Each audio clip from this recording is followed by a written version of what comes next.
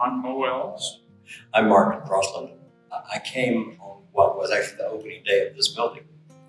We did the big tour that day and went down to the shop. One day I was on the ferry and ran into Marvin and Karen, and they said, "Oh, you got to check out Barn. What's Barn?" I came out and took the tour, and it was like, okay, sign us up, because it's amazing. Mo and I, even though we actually met doing a tour, we were both doing a tour of Phantom of the Opera, and when we started, ours is a very small business.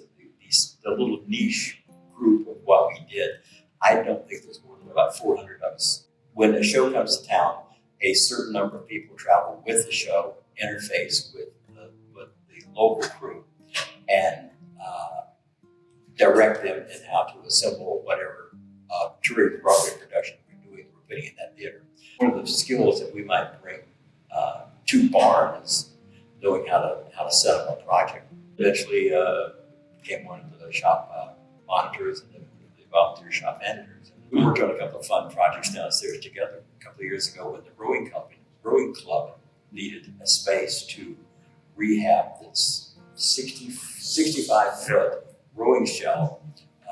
Mo and I were able to do because Mo was a specialist as rigging, I was just a generic carpenter, prop man, fixing up all the small things and maintaining our show. Mo's specialty is rigger. So we were able to set up a space downstairs.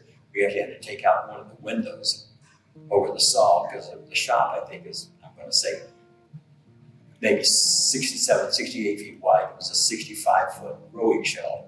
So we were able to rig it up so that they could bring it in every day, crank it up and out of space when everybody else wanted to work it, and they could bring it in because there was just no possibility of having that down all the time. So that's one of the fun projects we've had a chance to do here at Barn. It's for special things.